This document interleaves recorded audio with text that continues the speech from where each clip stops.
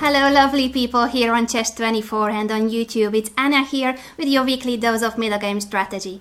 If you're wondering what's the topic this week, it is attacking the Uncastled king.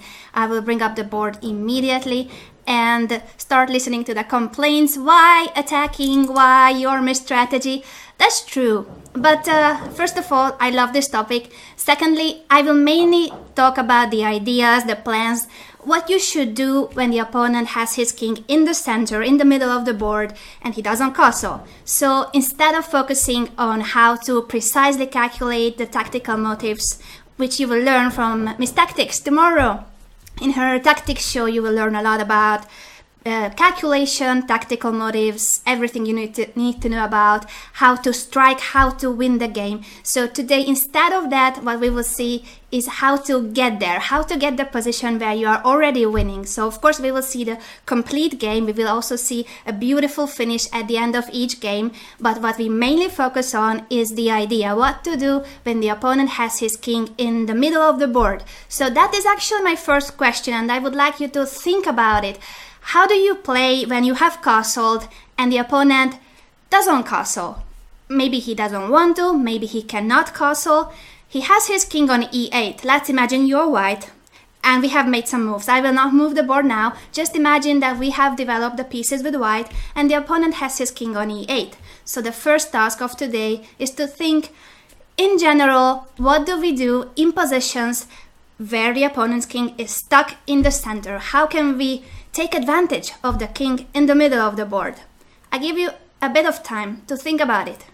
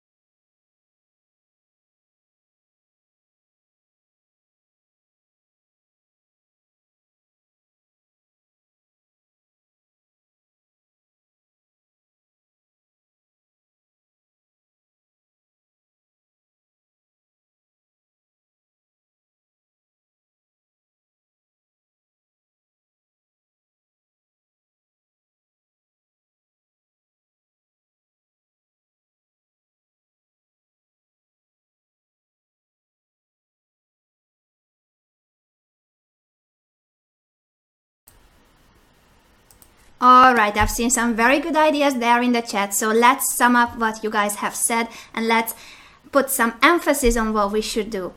So first of all, of course, we need to open the position, especially the central lines, the central files. So if the opponent's king is on e8, obviously we would love to have the e file open, the d file open, the f file open, the central files. If we can open them, that's great. And also, of course, we want to open diagonals,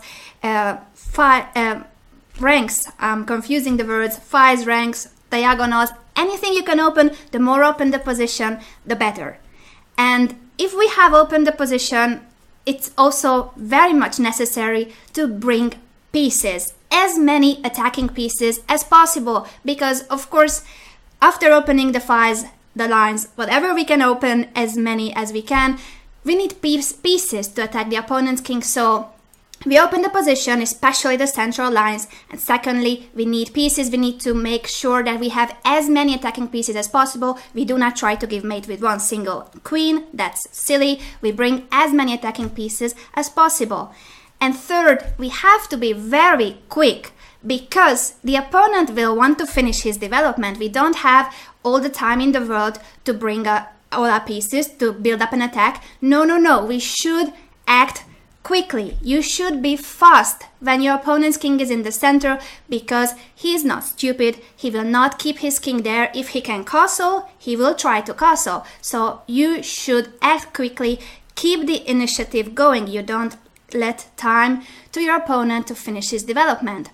So these are the three main things, and of course when we have carried out all these three things, when we have achieved them all, usually there will be a sacrifice or more sacrifices in the end to finish the game. You might have seen a video that I recorded for the London Chess Classic about Vishy Anand. If you haven't, I recommend that you watch it, because that is a game that Vishy played with the white pieces against Bologan, and in that game I also summed up these main lines, these ideas about how to attack the king in the middle of the board. So that is a brilliant model game for this topic, but I will not show in today's lecture the same game. Of course, you have it on YouTube already. We will see two other games. We have an old game, Kotov Kalmanok from 1937, and another one, a more recent game that you will soon see what is. No, actually I will tell you. It is a game by Anish Giri. He had his birthday yesterday, so I thought that it was a good moment to choose an Anish Giri game. Anish Giri will launch a brilliant attack against a Polish grandmaster, you will soon see who, and we will just see how these guidelines work in these two games, in these two model games from today. So remember, we want to open the position, especially the central lines. We want to bring as many attacking pieces as possible, and we need to be quick. We cannot let the opponent finish his development. So for the sake of time, we will many times sacrifice material, but only when we have developed our pieces and we have enough attacking pieces. Don't start sacrificing just for the sake of sacrificing. So after this preparation for what is coming, let's see the games, let's see the exact moves. We are playing with the white pieces in this game. We played in Moscow long time ago. So the opening we will skip, but this is the French. I wish I could talk about it, but this is a middle game show. So my favorite opening, not this line with d takes e4. I believe it's too passive for black, but anyway, some players like it, so I will not criticize it. But I do believe that white's position is very comfortable here. And white goes queen d2. He just wants to castle queenside, finish development, and say, hey, you have your king on e8.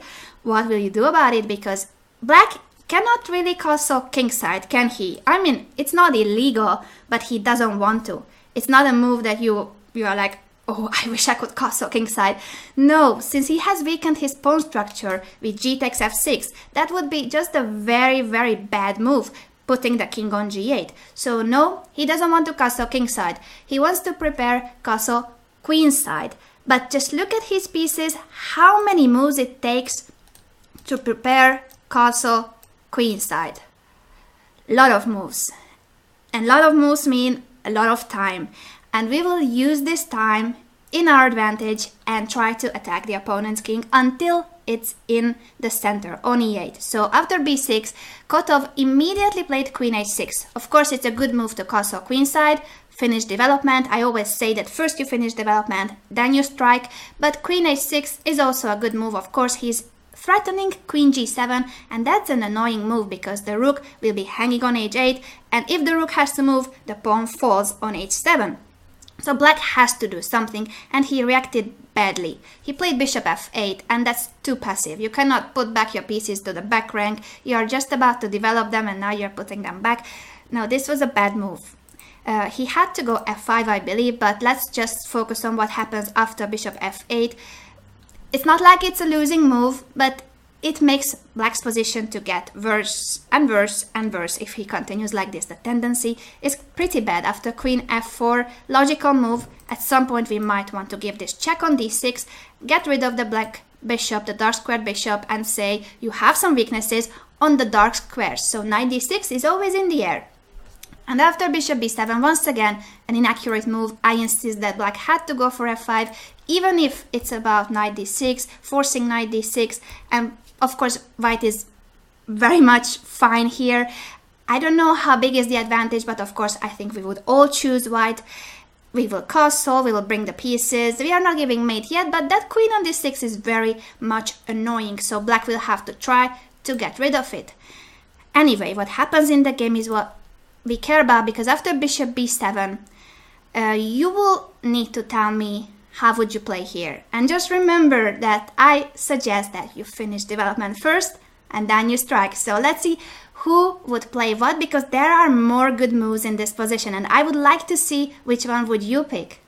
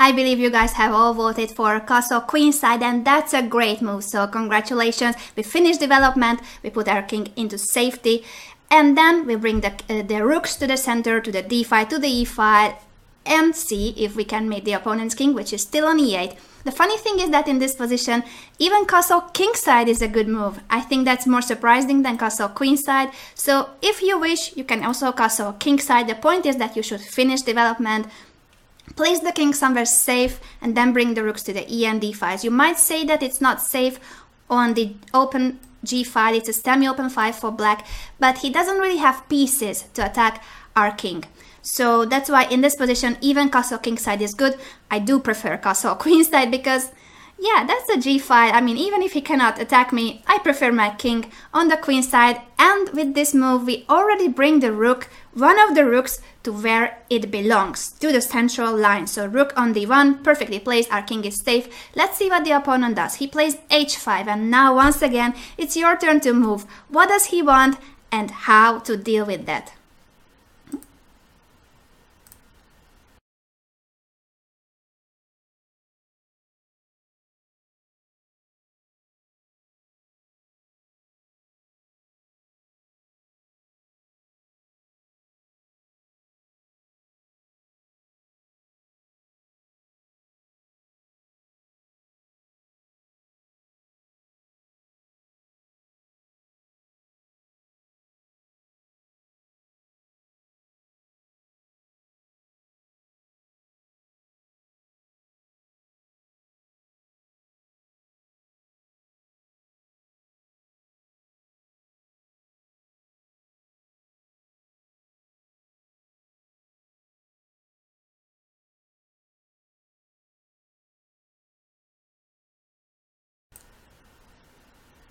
You guys are so quick. Yes, the correct move in this position and a very important move. King b1, because what is the opponent's threat? He wants to play bishop h6, and ouch. That would be a huge pain and a huge loss for us if we allow bishop h6. We would drop the queen.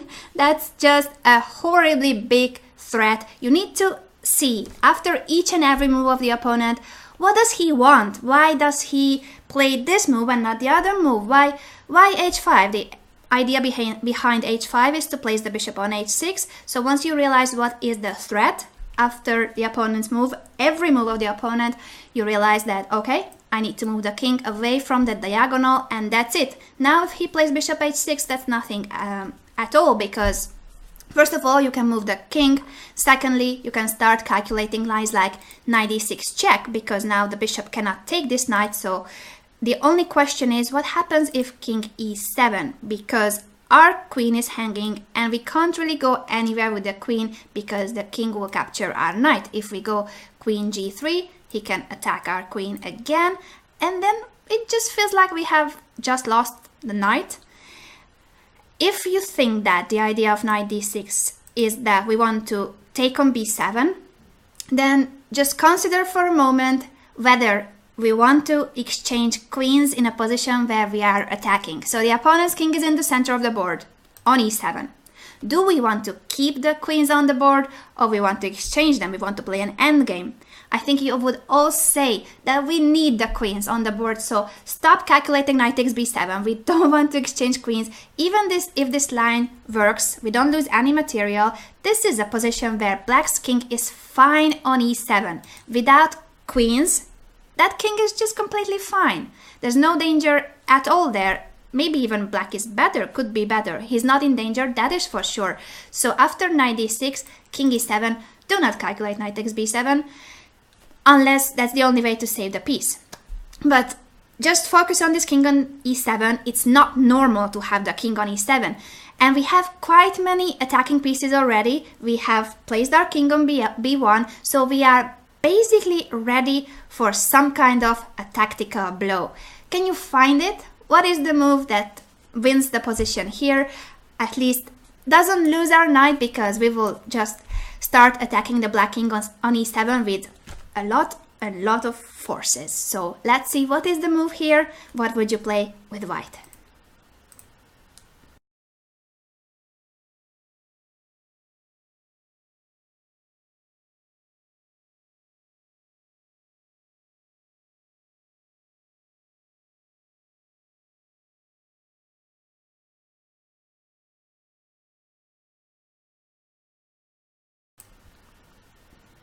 Okay, so you guys are so quick that you even answered the question without the question being said. I saw the solution already before I finished the sentence, so great! Of course, knight f5. Well, not of course, it's not so obvious. You need to calculate. After knight f5 check, we need to see what happens if it's taken, of course. Black will want to capture this knight. So we bring the rook. This is the last piece. Look at this position. We have all our pieces developed, all our pieces well placed. We are a piece down, but anyway, we have all our pieces well placed. The only piece that was missing from our army was the rook on h1, and now we bring it with a check to e1. Isn't that brilliant when you can develop the last piece with a check? And now after king f8, we give another check, and when king g8, we just go rook e7. The rook on the 7th is great, you know that. And there are so many threats. It's just way too difficult for black to defend everything. We are threatening to capture the knight on d7, of course. We are threatening to play bishop takes f7 or rook takes f7, depending on the position. So let's say he goes knight f8, not to drop the piece. We can, of course, in worst case, we can always take the piece back by capturing, by exchanging queens, and then the bishop. But remember, we don't want to exchange queens, so if there's a possibility of keeping the queens on the board, do it. Let's take on f7 with a check, that's always great. And if king h7, he wants later to place the bishop on g7, that's why he goes to h7 and not to g7 with the king. So if we go some discovered attack, he plays bishop g7, but here we can just go queen takes f6. Sometimes the best move is not a check, but a forcing move. We cover the g7 square, so if bishop g7, now this is just too late, knight g5 is mate, we have kept the bishop on f7, and if he doesn't move the bishop, well, we are threatening to move the bishop. Oh my god, what kind of arrows I'm drawing. Just we are threatening with basically any kind of discovered check, depending on what the opponent plays here. He is getting mated no matter what, unless he wants to give up the queen, but well, I believe we can win the game with a queen up. So this is just a horrible position, and it's all because we have checked that after bishop h6 we have time for knight d6 checks. Our queen is hanging, but don't start thinking that when one piece is hanging you need to move it. Many times you will have the chance to either counterattack, you can give a check, you can attack a piece of the same value or a higher value, and then if you don't have any of these options, you can still move the piece. So just make sure that first you look for active possibilities. So knight d6 is a very active possibility. We are not thinking about moving the queen, we are not retreating the queen, we just play knight d6 check, and after king e7, knight f5 check, and our position is winning. Everything goes with a check, we are a piece down, but this position collapses for black. Look at the position, how many pieces he has on the back rank. His pieces are completely misorganized, there's no collaboration between the pieces, and the king is way too weak. So that's why knight f5 works, and if after knight d6 he goes king f8, Then we just move the queen. In this position we can move the queen. It is hanging. Let's move it. And we have this beautiful knight on d6, threatening knight b7. The king had to move, so it will never castle. This is a brilliant position. That's why after king b1 the opponent played bishop e7. And here queen g3 is a very clever move, because once again we are threatening queen g7. Remember that we wanted to play queen g7 some moves ago? Well, now again we want to play queen g7. And of course the opponent will not go back with the bishop to f8, because then just see how many pieces there are undeveloped. He has moved the bishop, but now it's back on f8, so pointless to play bishop f8. He should try to improve his position and not go backwards. Knight f8 is a try. And now after rook h e1, I did not ask about this move because we have seen the idea before. We have developed the last piece. So as I said, in a different position but with the same idea. The rook on h1 is the only piece that is not playing, and you need to make sure that you have all your pieces in the game. That's why we have so many pieces in chess. We need the whole army in order to put as much attack on the opponent as possible. So now that we have finished development, we have perfectly placed pieces, it is time to look for a way to attack, to strike, to sacrifice, mainly because if we cannot open the e file by normal means, by exchanging a pawn on f5, let's say, I will draw this illegal move. It takes a very long time to move the knight away, then push f4, f5. That's horribly long. That's too much time. Remember that you should be quick. So we will not spend time on lengthy maneuvers like knight h4, f4, f5. Those are 3 moves, and he will castle. He just needs to move the queen and then castle queenside in order to finish development, at least the king's development. So we don't have time for that. After the opponent's move, which was f5, you need to think about everything that I have said. We have finished development, we have placed our pieces perfectly, and the opponent's king is in the center, on e8. We want to open the position, but we don't have time to prepare it. That's just too long. And anyway, there's a pawn on f5, so even the plan I said before just doesn't work. So we need to find another way to open lines. It doesn't necessarily have to be the e file. If we can, great, but if we cannot, just let's see how can we get access to the black king. So we want to either open the e file or we want to open some diagonals. Who knows? But first of all, f5 attacks the knight. So it's nice that we want to open the position, but isn't our knight hanging? Well, I'll let you answer that question, and I'll let you answer what would you play here? What do you think is the strongest move in this position where white's pieces are perfectly placed, ready to attack? Let's see, what do you think?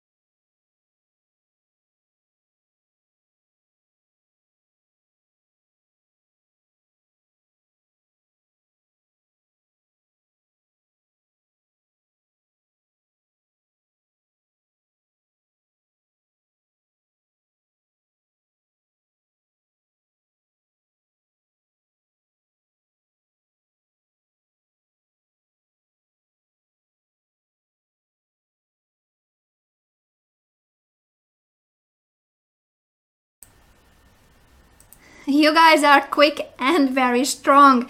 D5, 2 exclamation marks I would give to this move because it is brilliant. Our knight is hanging and we just don't care. He can take on e4, he can take on d5 too.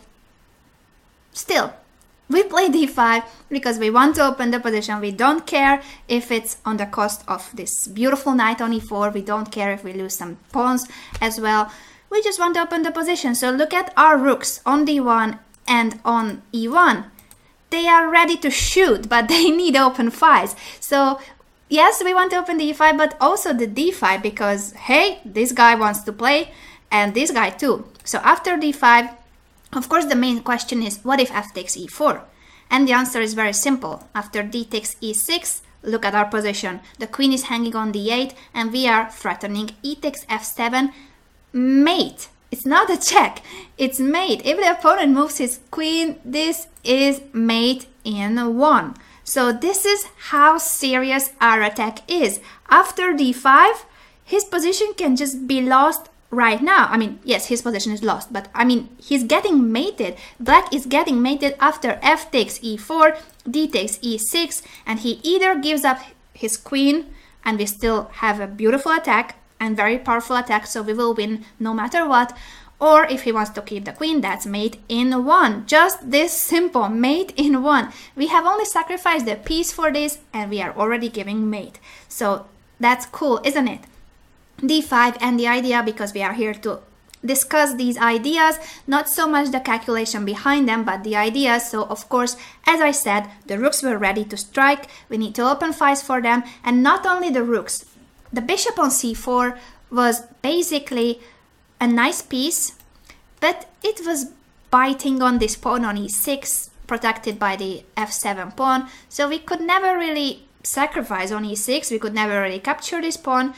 And if we cannot do anything on the a2 g8 diagonal, then it's time to look for another diagonal, time to look for a more painful diagonal. If we could open the a4 e8 diagonal, and that's what we are doing with d5, that means that our bishop, not only the rooks, but also our bishop will be the happiest piece on the board, because after c takes d5, what else?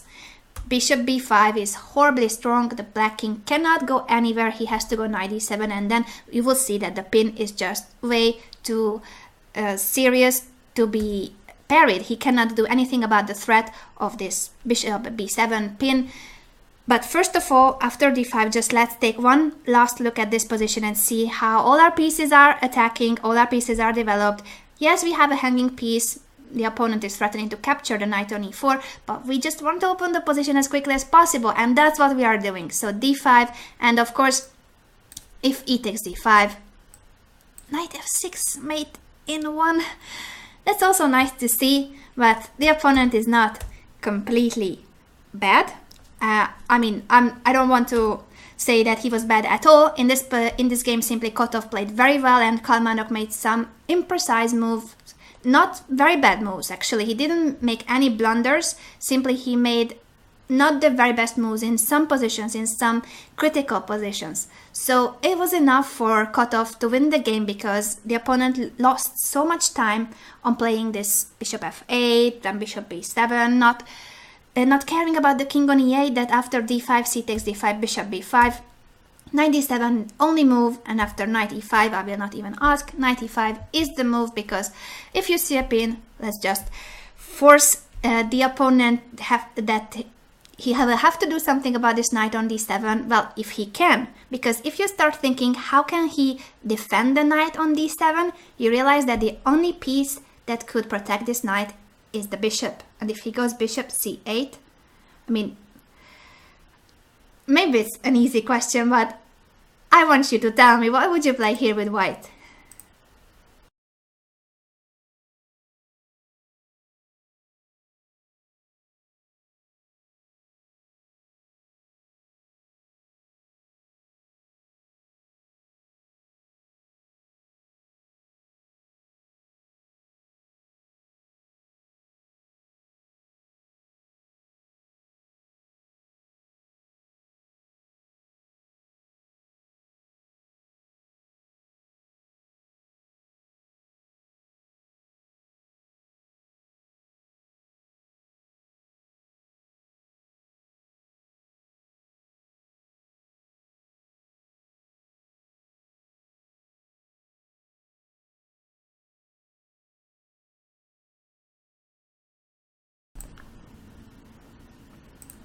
So once again, I asked the question and then I realized that you guys have already answered. Even Blindfold has analyzed this already. So congratulations Even Blindfold, and congratulations Caesar and O Sicilian and everybody who said knight c6, because that's just a winning move.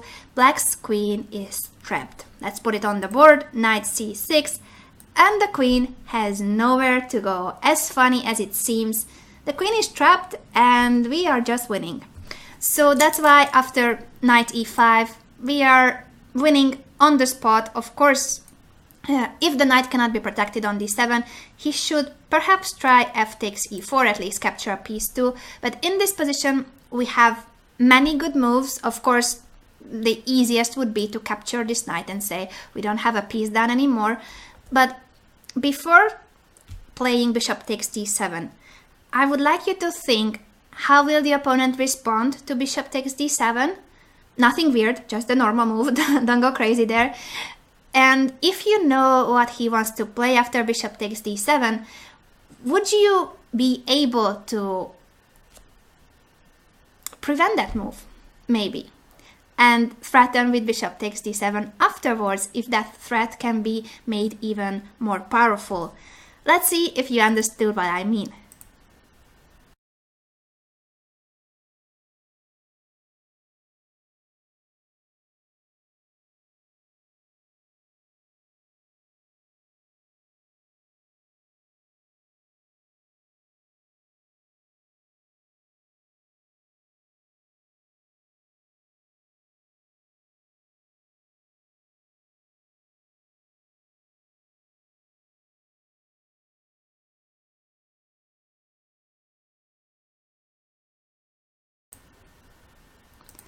Brilliant group you are, guys, everyone here on Chess24 in the live chat. Queen g7, yes, that's the move, and I think everybody has said it. So queen g7, yes, of course, we don't allow king f8. So after bishop takes d7, that would be mate. I mean, not mate, but black has to give up his queen after bishop takes d7. On the other hand, if we play bishop takes d7 immediately, king f8 is still a possible move, and black is, of course, suffering here. But there's no immediate way to win. Maybe bishop takes e6 is fine, but why to complicate matters when queen g7 attacking the f7 pawn? So that's mate in 1, just to start with. Attacking the rook on h8, and that's also a horribly big threat. And bishop takes d7, so we are threatening with 3 major issues on the board, and black cannot do anything. I guess the normal move would be rook f8, and after bishop takes d7 to give up his queen, but you know, with the queen up, we normally win the game. So let's skip this. After knight e5, we are winning because of the pin. He cannot take the knight on e4. So black tried queen c7, but this position, this is just a piece up. Now we capture it, of course. We have just captured a piece with a check. We are a piece up, and after king d8, queen g7, black still played on. I don't know really why, but he played on for a few more moves, and after knight g5, queen b8, bishop takes e6, he finally said it was enough.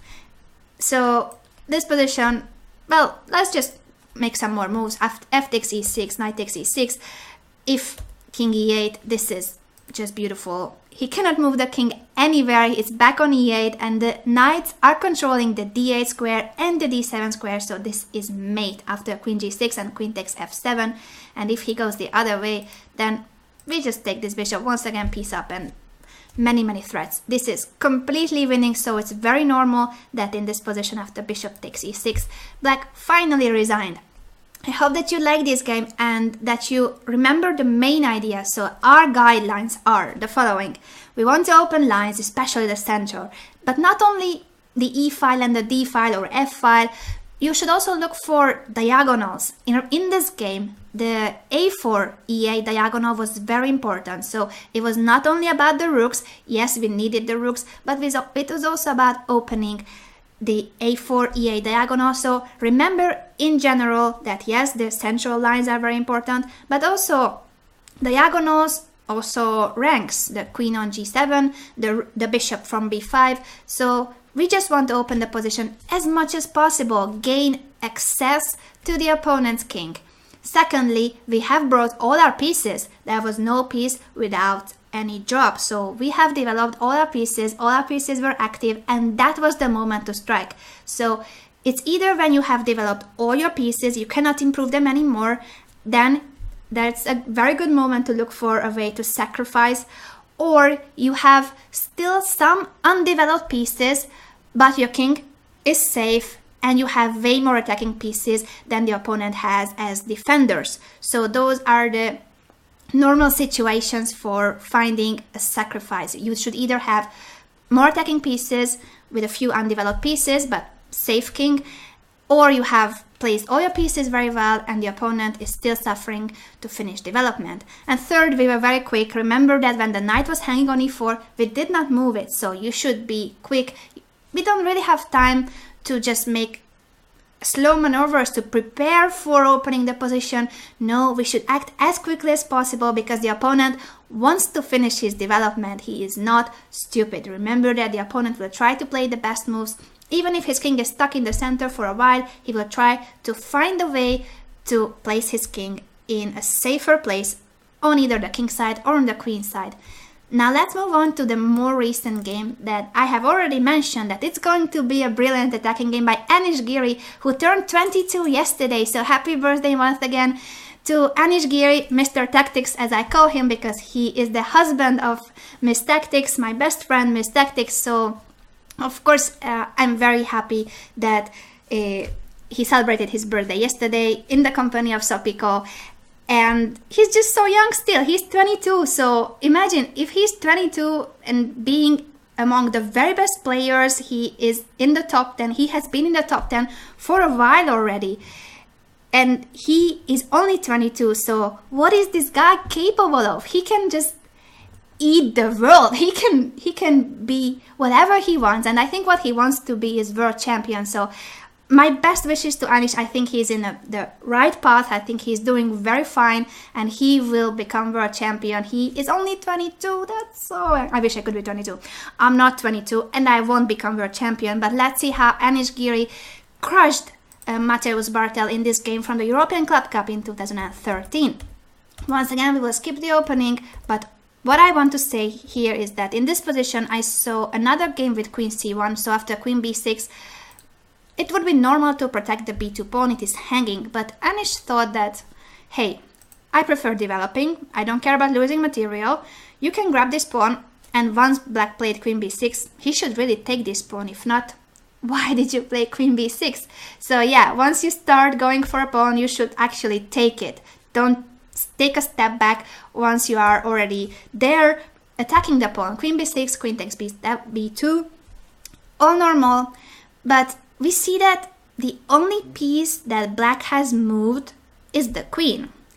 It's true that he's a pawn up and it's true that this position is not lost for black, but come on, we have developed all our minor pieces, we are about to castle kingside, and this queen on b2 will still have to lose quite some tempi on going back to the black camp, because you cannot keep it on b2, it will be attacked with rook b1. It might even be trapped if you don't move it back. So of course black played queen a3 before the queen gets into bigger trouble, and after castle kingside, bishop g4. This will be the first moment you should start thinking, we are a piece, not a piece, we are a pawn down, as I said, but we have developed all the minor pieces. Yes, we will try to bring the queen and the rooks as well, but this is not the position where it is not like the previous game, where it was clear that we wanted the rook on d1, the other rook on e1. We want to first find where are we going to try to attack. So yes, our target is this king. That's true, but you should find a route, a path that leads to this king. So how to gain access to this king? From where? How? Try to answer these questions and then tell me the move. So how shall we attack this king? From where? And how to carry that plan out?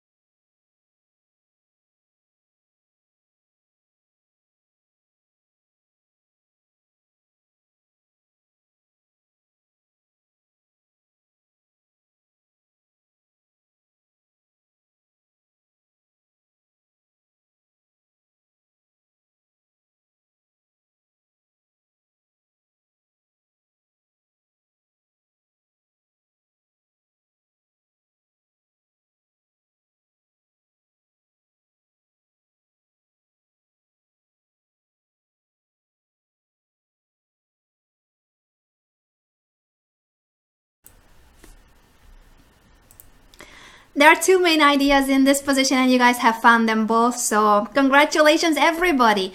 We can either try to play on the e file, so if we want to play on the e file, let's push e4. That's a very good move. You can either push e4 immediately, or you can play h3 first, force the bishop move or capture on f3, and then push e4. In both variations, you will want to open the e file. Black cannot really avoid it. We will, if he doesn't capture on e4, we will capture the pawn on d5, open the e file, and try to build up an attack on the e file. So this is a perfectly wise plan. It's very good. It's one of the alternatives. The other one is what Anish played, and that might be a move that looks a bit weird, but actually makes a lot of sense, because remember that we have lost a pawn that used to be on b2, so there is a semi-open b file already. Let's try to use it. You can go rook b1 as suggested by some of the users. That's not a bad move, but the move that makes even more sense is an awkward looking queen b1, because we want to threaten queen takes b7. After queen takes b7, the rook would be hanging, and yes, the opponent will not blunder, I know, but the queen on b1 will carry out another task, not only attacking on the b file, but something else that I cannot reveal yet. So after queen b1, we are threatening to go queen b7. The opponent has to react. He plays b5, and in this moment you will see the second idea behind playing queen b1. So queen b1 was useful to force b5, and also it's not just about the b file, it's also about something else. How can we open the position here? Let me see if you can guess the move.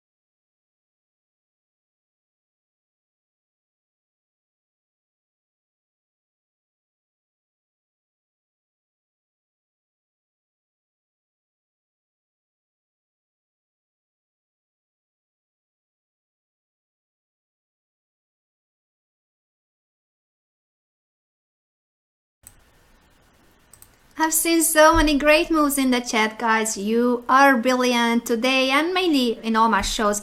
I have a very nice audience here on Chess24. You guys are very talented, very skillful, and very enthusiastic. That's what I like the most, that you guys are very active and always responding to the questions. So I have seen mainly all the good moves that are possible in this position. One of them being knight e5, which is, why not knight e5? We place the knight on e5 perfectly fine on e5. Of course, it's a very powerful knight. We attack the bishop on g4. The only drawback of knight e5 is that later when the bishop moves, we will have to deal with this f6 move. Maybe it's a threat, maybe it's not a threat. We should deal with that. Anyway, knight e5 is a good move. Also, e4 is a good option, but those of you who like the move e4, I suggest that once you are in this position and you decide whether you want to try to play on the b file, attack on the semi-open file, or open the e file with e4, in this moment when you take a decision, then just stick to the decision. So if you want to play e4, play it here, because here it makes a lot of sense. If you play queen b1 and you vote for the b file, you want to play on the b file and try to open files on the queen side, then stick to your plan. With the queen on b1, e4 doesn't make that much sense. It's not a bad move, but what is the queen doing on b1 when we want to play on the e file? So this is a bit of confusion in our plan. So either e4 without the queen on b1, or queen b1 together with the other pawn break that I have seen in the chat by many users, Very good job. C4 exclamation mark. Of course, C4. And why is this move possible? The idea is that, of course, b takes c4 doesn't work. We go queen b7 and adios, rook on a8. So that's just very bad. If he captures with the other pawn, then you should tell me what would you play. After d takes c4, what was your idea?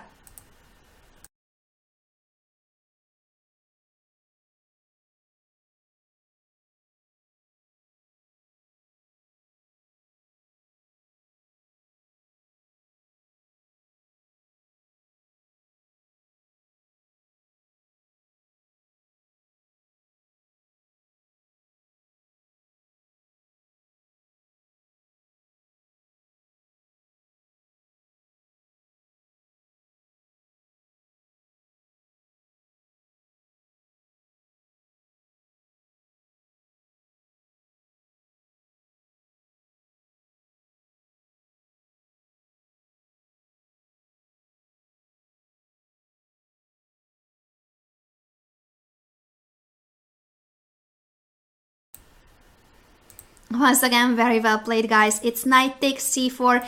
Yes, the idea is that the piece cannot be taken on c4, so bishop takes c4 is also possible. But compare bishop takes c4 to knight takes c4. Which move is forcing? It is knight takes c4 that is forcing after bishop takes c4. We just tell the opponent, hey, do you want to capture the bishop? And he might say, no, I prefer not. We are not threatening much with bishop takes c4. On the other hand, knight takes c4 is just a killing move. The queen on a3 is almost trapped. If it goes to a4, knight b6 wins a rook immediately. And if the queen goes to c3, then I should take back the almost word from my sentence. The queen is trapped, it's not almost trapped. Rook c1, and the queen has nowhere to go. So knight takes c4 is a winning move. You either capture the knight, and after b takes c4, queen b7, you can basically resign, because this is not only about the rook.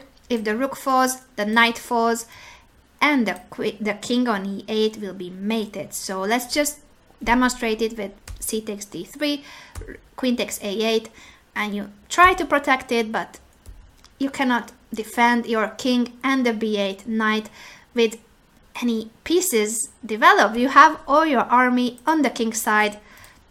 Very sad pieces. You will not move them at all in this game with black, so this is completely lost. We are threatening rook takes b1, and then we will even capture the bishop on f8, material up and mating the black king. This is horrible. So after c4, black cannot capture the pawn because of knight takes c4.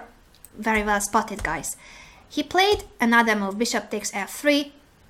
Now, how shall we take this bishop? Shall we capture with the knight or with the pawn? I'd like to see that.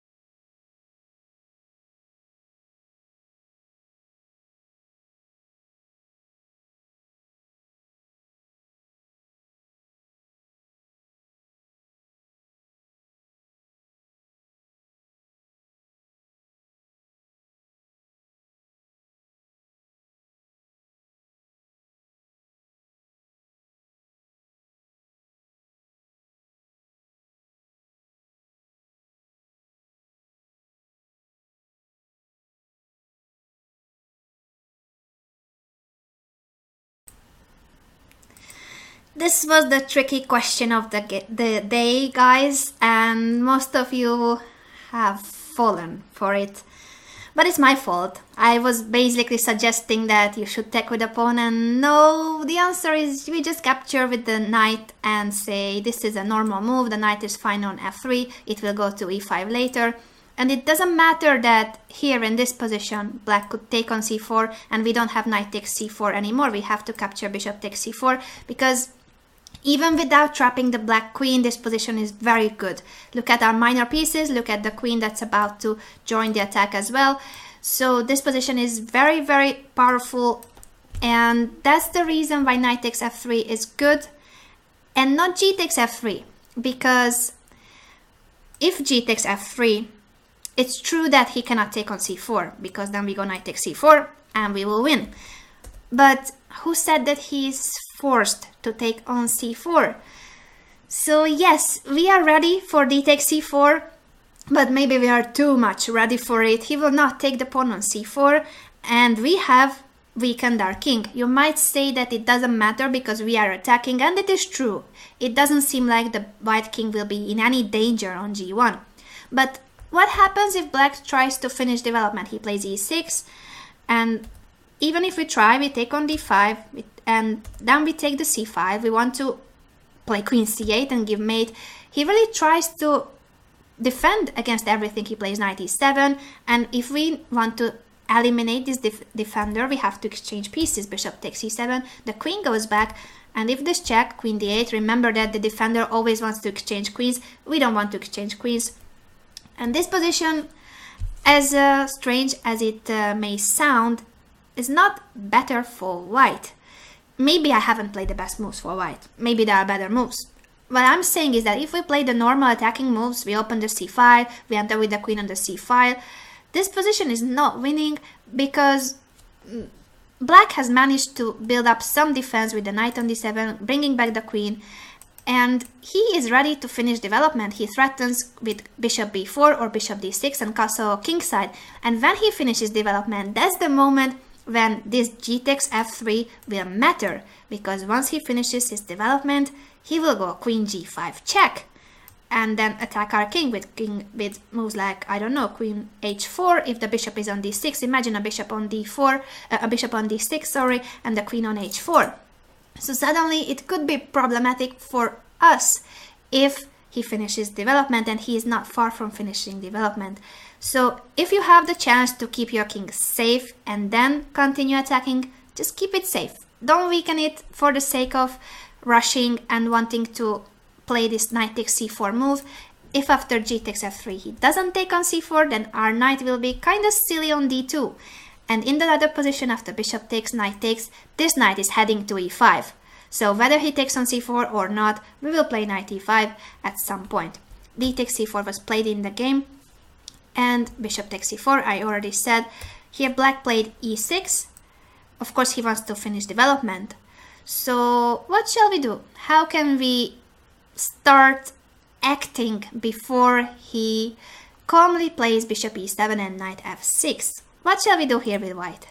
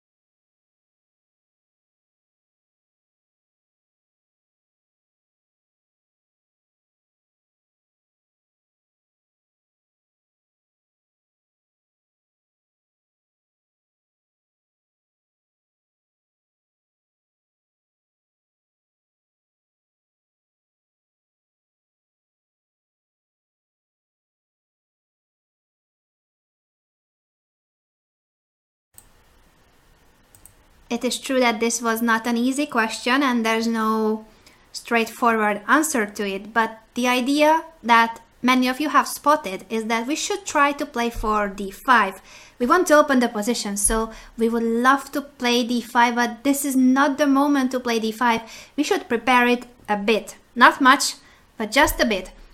So when we play d5, we need to be ready to take back and open files. Therefore, the move e4 is very logical. Once you see that you want to push d5 and open the position. So if you think in this logical way, saying that I want to open the e and the d file, or at least one of them, I want to push d5 in order to achieve it, then you see that, okay, d5 doesn't make sense immediately, so let's play e4 first and then d5.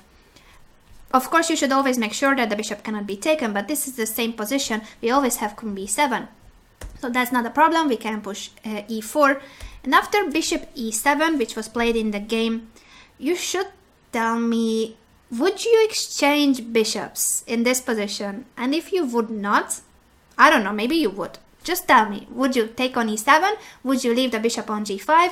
Or you would do something else? These three options.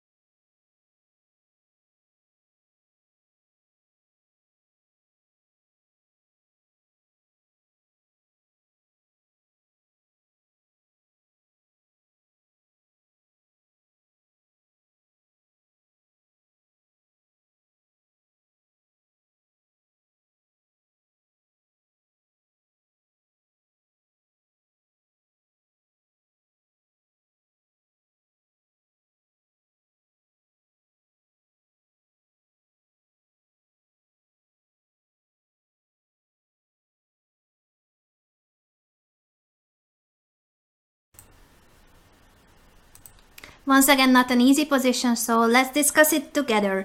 We would love to keep as many pieces on the board as possible, so the answer to whether we want to exchange bishops is no, we don't want to exchange bishops. But we also don't want to lose time with moves like, let's just say, bishop f4, which looks completely fine. The bishop is nice on f4. We are keeping the bishop on the board. But now what if knight f6? Black is just a move away from castling. So we want to keep the bishop on the board, but at the same time, we don't want to waste time on keeping the bishop. And the only move that keeps the bishop and doesn't lose time is this weird looking bishop c1. Yes, we place the bishop on where it came from, bishop c1, but at least we win time. And time is so important. Remember that that's our third guideline. Be quick, act quickly, don't allow the opponent finish his development. We keep material as many pieces as possible, and at the same time we do it with a tempo, so we keep the initiative going. Bishop c1 attacking the queen, and after queen a5, now it is time for the move that many of you have said with the bishop on g5. So we have kept the bishop, and now we play, what do we play?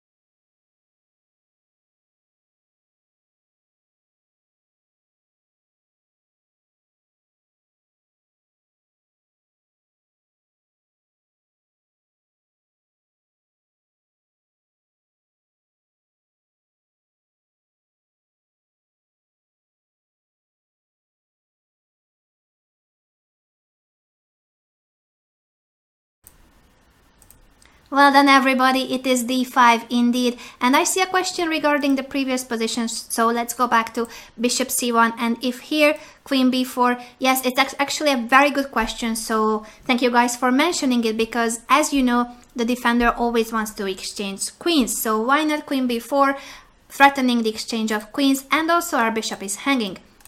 The answer is that we have a move that saves the bishop and keeps the queens on the board, and that is actually an easy move, bishop b3. And even if it seems like we are not attacking at the moment, black still has to finish development, and we are about to push d5.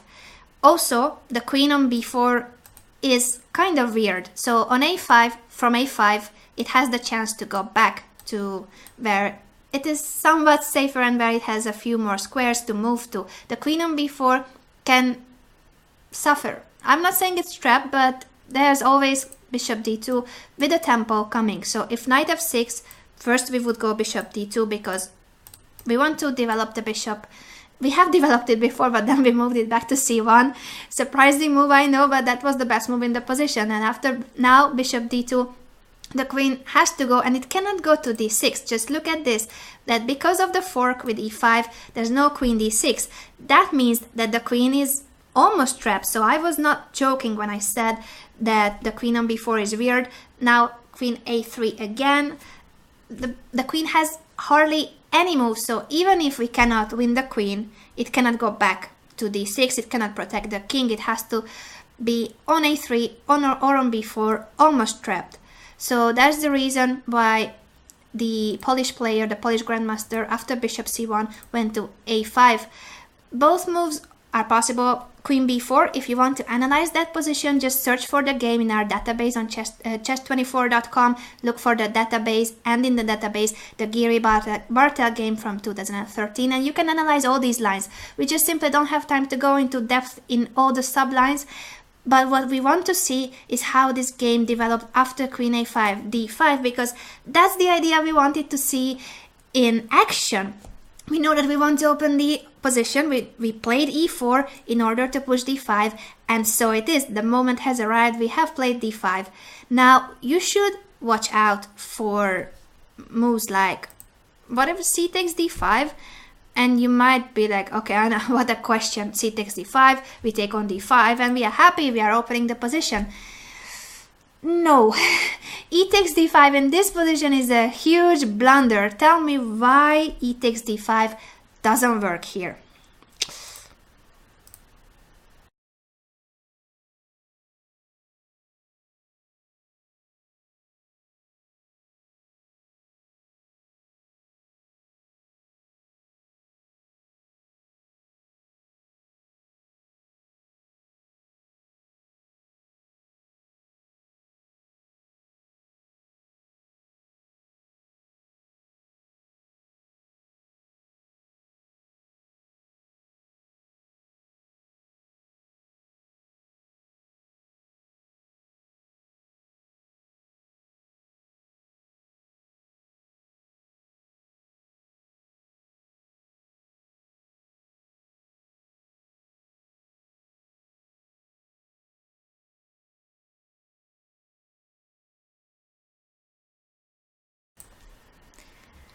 Ouch, that's the reason.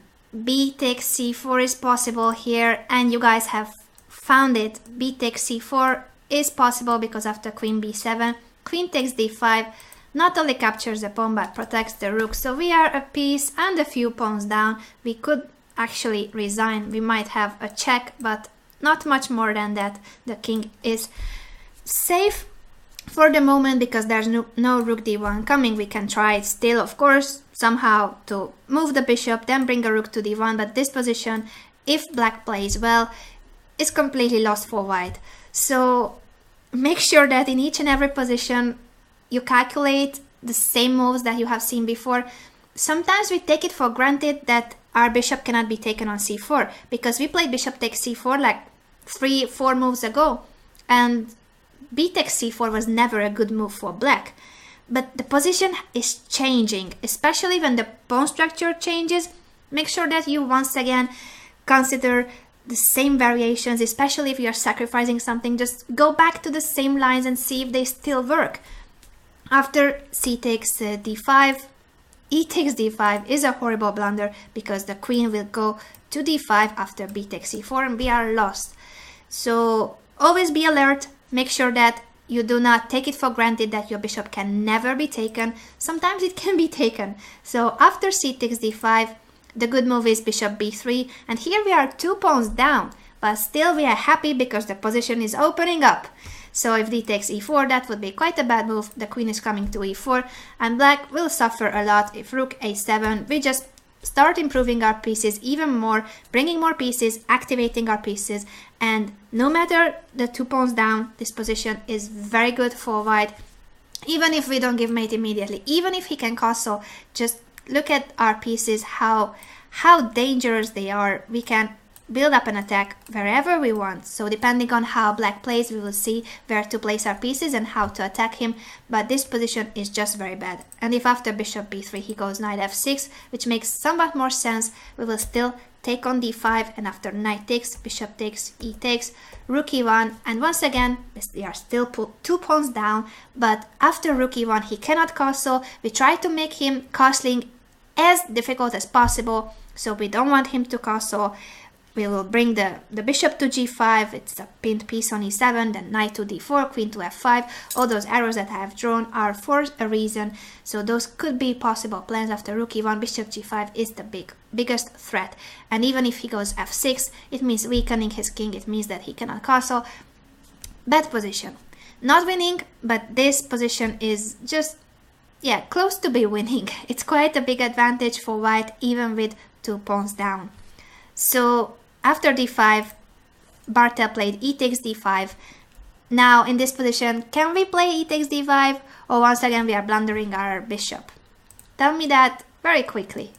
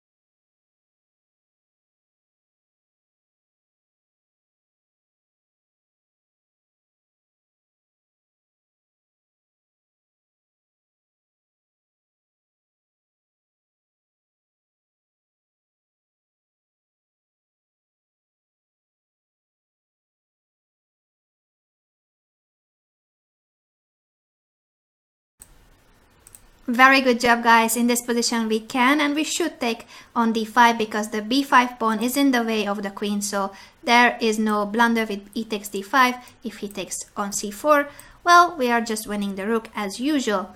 So in this line it works, in the other line it didn't. Always make sure that you check both alternatives. After e takes d5, knight f6 was played and black is about to castle. What shall we do about it? We cannot let him castle. We should somehow gain time. We should somehow take the initiative and go with it. And it doesn't matter if it's for the sake of even more material loss. Who knows? I might suggest a move, I might help you with this, or I might confuse you. Just make sure that you don't let him castle. What to play here as white?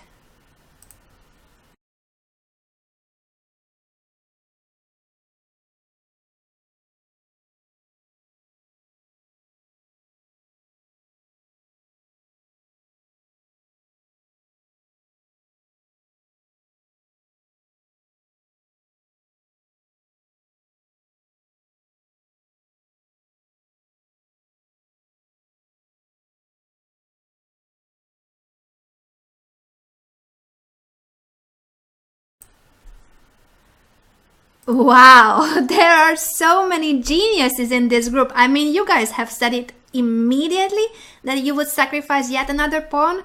D6, that is exactly the move that Anish Giri played. 2 exclamation marks for D6.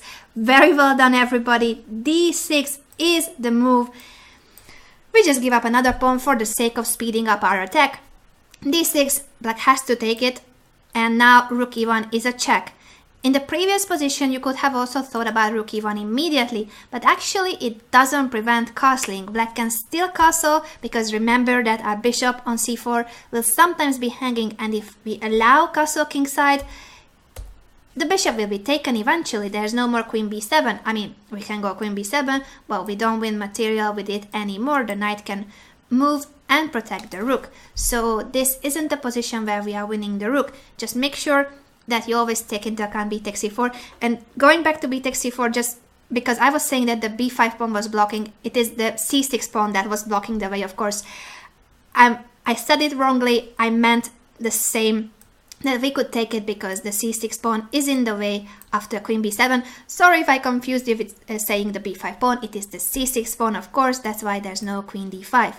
Going back to the beautiful moment of d6. Sacrifice, again, it is a pawn, 2 pawns down now for white, but this is a check, and that makes a lot of sense that, yeah, we want to play rook e1 with a check if we can, so it doesn't matter that we gave up a pawn for it. Why not bishop e7 is what Barta played? That's a good question. I have just said it. Well, thank you, Anna, for praising yourself.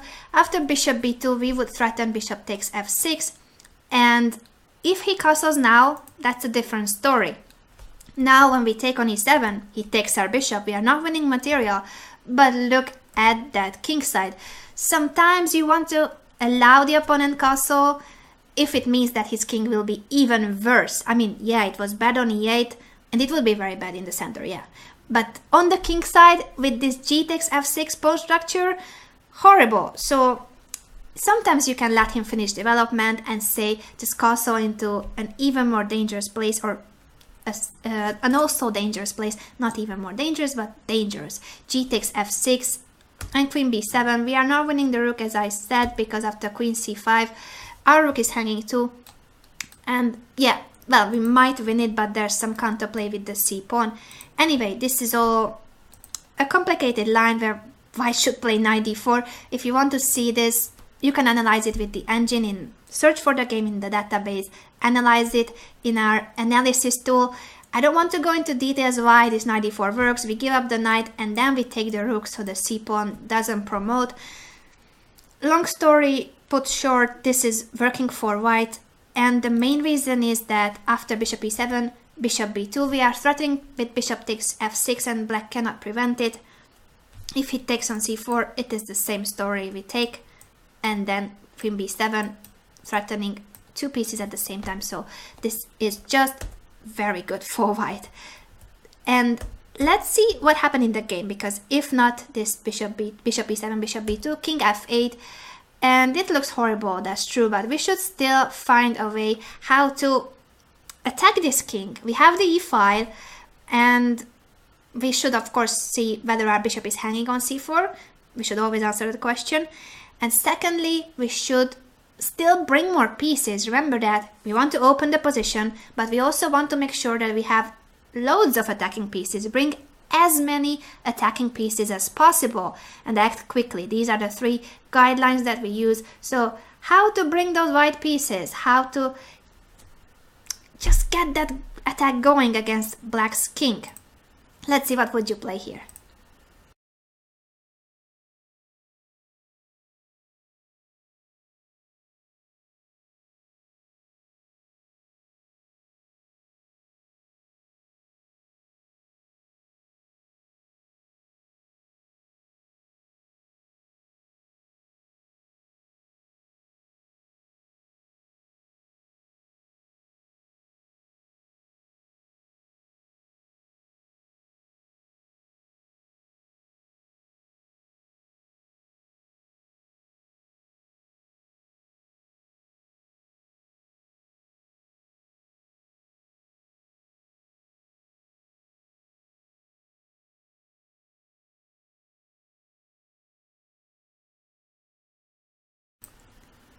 I think it was Koenj who said the right move first, so I will congratulate Koenj and the rest of the people who said queen f5, because that's the move. So we want to bring the queen. The queen is the best attacking piece. We need it as close to the black king as possible. Queen f5, threatening queen c8 check. At the same time, pinning the b5 pawn. So also, of course, we had other options like queen d3, attacking the bishop. But just remember that this bishop is also hanging. So you should start thinking, what if bishop takes h2 and then he takes our bishop? Let's avoid having to calculate all that. Queen f5 pins the b5 pawn, so there's no b takes c4, and we are threatening queen c8 check. That is simple. Knight bd7, protecting against, preventing queen c8. And now it is time to strike, because as I said, the moment when you should be like really ready for sacrificing something, when you should look for tactical motives, is usually the moment when either you have all your pieces in the best possible places, all your pieces very active and you cannot really improve them any further, or like in this case, when you have not developed all of your pieces, because we have a rook on a1 and we have a bishop on c1. But it doesn't matter. It doesn't matter because we have four very active pieces against a few defending pieces. So let's try to find the weak spot in black's camp and strike. So it's your turn to sacrifice. And calculate too. Don't just sacrifice without calculating.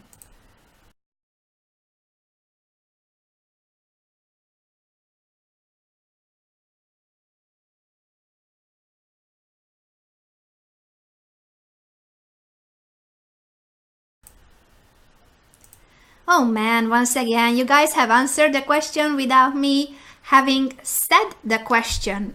You guys are just brilliant. Yes, bishop takes f7 is the correct move.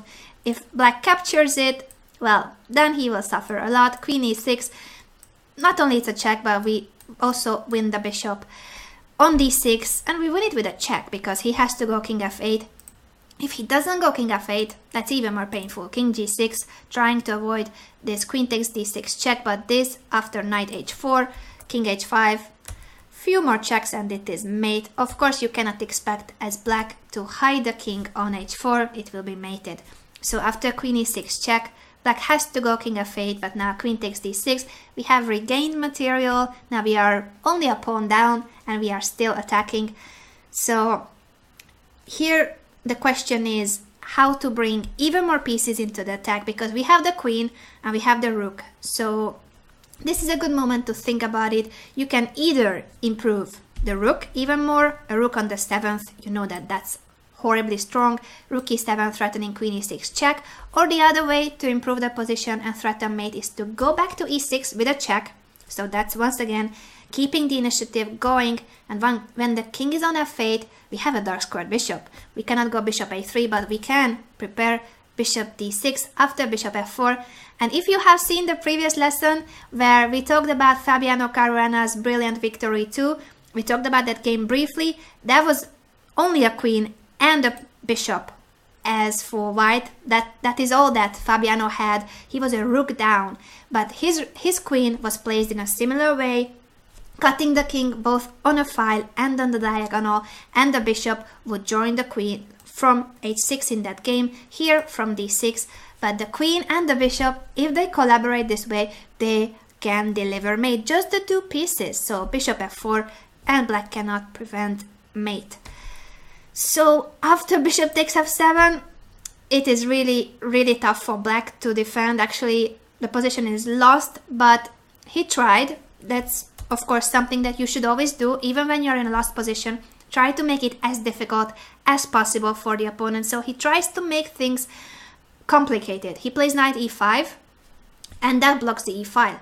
So in this position, you should tell me what would you play, and don't think about retreating moves. We don't want to go backwards. We want to keep the attack going. What to play after knight e5?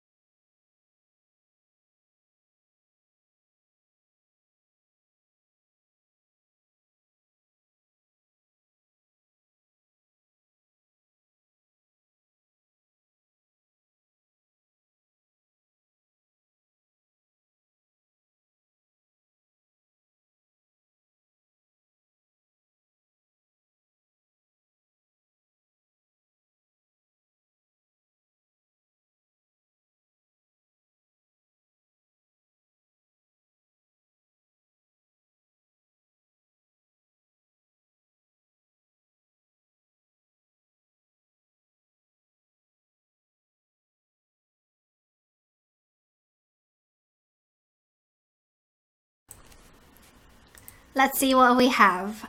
I've seen some of the users mentioning knight takes e5, which would be the normal move, but it blunders mate in 1.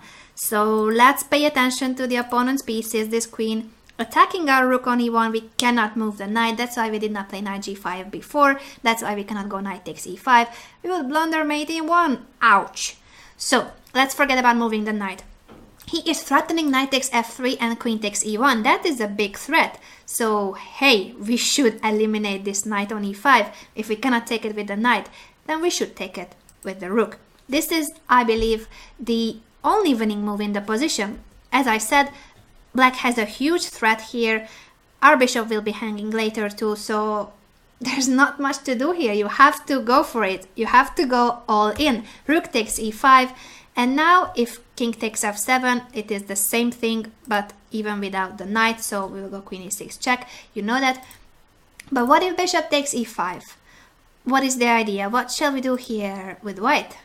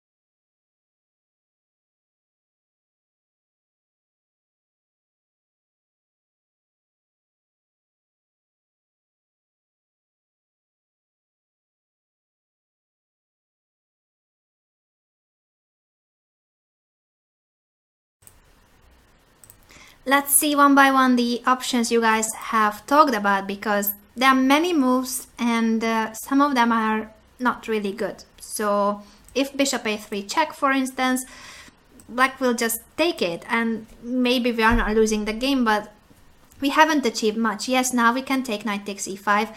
Before we couldn't because of queen e1, but this position is just, it feels like it cannot be the right path, because we have an exchange down and the queen will go back. Remember that the queen is not only the best attacking piece, it is also very much needed in the defense. If you can bring the queen close to your king when you are being attacked, not in a passive way, but just to make sure that it controls a lot of squares, then it is very difficult for white to attack in this position with the queen on d6. So this is not the way to play. And also, after bishop takes e5, bishop d2 looks tempting. We attack the queen and then we want to take the bishop. And it's not a bad move, but it's not the best move. You can just, how shall I put it? It is a good move, as I said, but sometimes you need to consider moves that are like queen takes d2. And yes, we are very happy to play a position with a queen up, but remember that you are giving up a lot of material. So yeah, perhaps this position is also winning, but it's not easy anymore because black has two rooks for the queen. Yes, his king is bad on f8, and yes, we should be still winning. So Actually, those of you who have said bishop d2, I should accept that solution, because bishop d2 is a good move.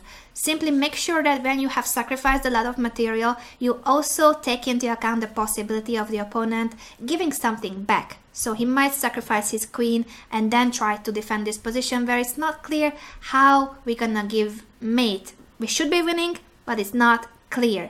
So the easy way, because this is not easy, the easy way to win after bishop takes e5 is to take the bishop on e5. And I say easy because we capture a bishop, we protect the e1 square, and black cannot take the bishop because then knight g5 comes, and after king g6, this is a move that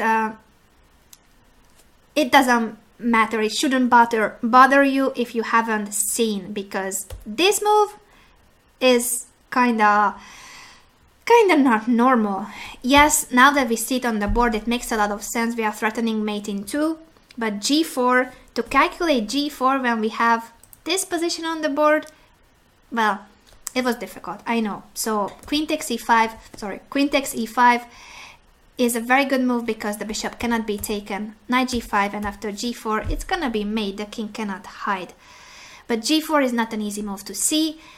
Just let's take some conclusion from this position and realize that sometimes bringing more attacking pieces doesn't always mean bringing your minor pieces and your major pieces. Sometimes it can be a pawn, just a small soldier there on g4, threatening mate in 2 because of queen f5.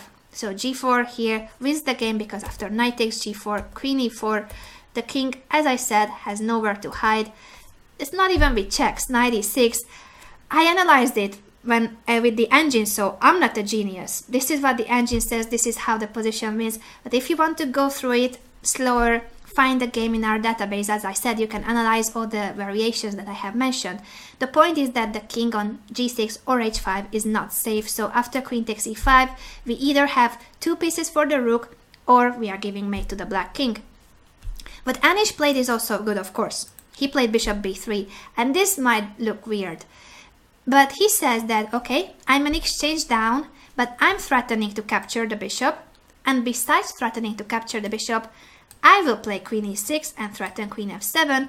And at some point, I will bring this bishop and threaten bishop c5. So keeping this bishop also makes a lot of sense. And maybe this is more a human move than seeing g4 4 moves later. Queen takes e5 and then g4. Bishop b3 admits that yes, we are an exchange down and we are sacrificing this rook. Let's not forget that our rook was hanging. So bishop takes a1 is possible, but he calculated that after queen c5, king e8, queen takes e6, he wins back the rook, and he doesn't just win it back, he takes it with a check. After king e7, queen b7 check is very important. You force the opponent's king back to the back rank. He cannot go king d6, that is just horrible. It will be a disaster. He will get mated in the middle of the board, so he has to go either back to the back rank or play knight d7, when once again we will force him with queen e4 check to go to the back rank. This is not easy. Don't think that I can find these moves just like this in an instant after a few seconds of thinking,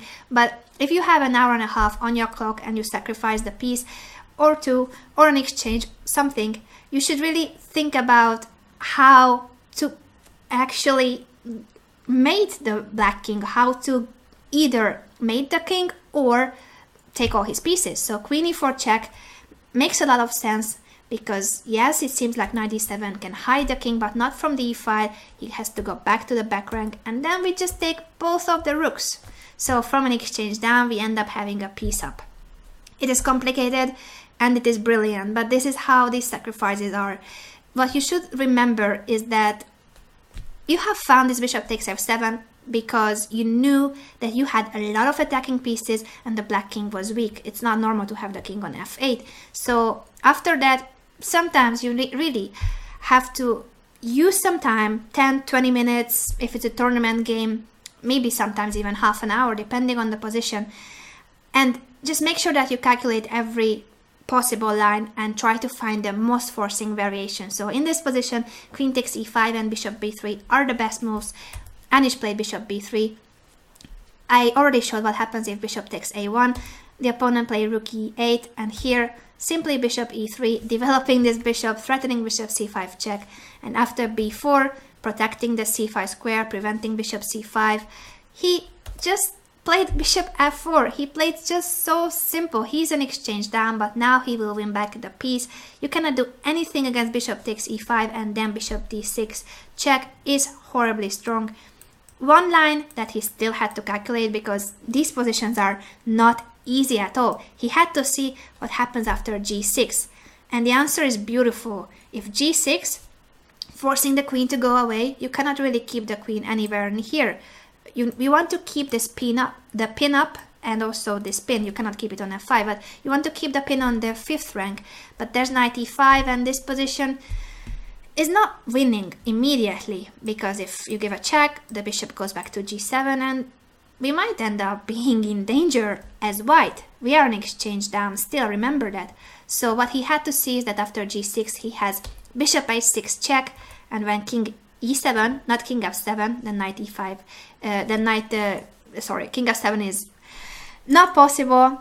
I'm getting tired, I believe, so king e7, and here you can play queen takes e5 and play this endgame where I know we wanted to give mates to the black king, but you have a pair of bishops against a rook, so this is a very good endgame. This is winning. You have a pair of bishops, and black doesn't have pawns for the rook. You will capture on c6, and an even nicer line after king e7 is knight takes e5, because even if a queen is captured, knight takes c6 wins back the queen.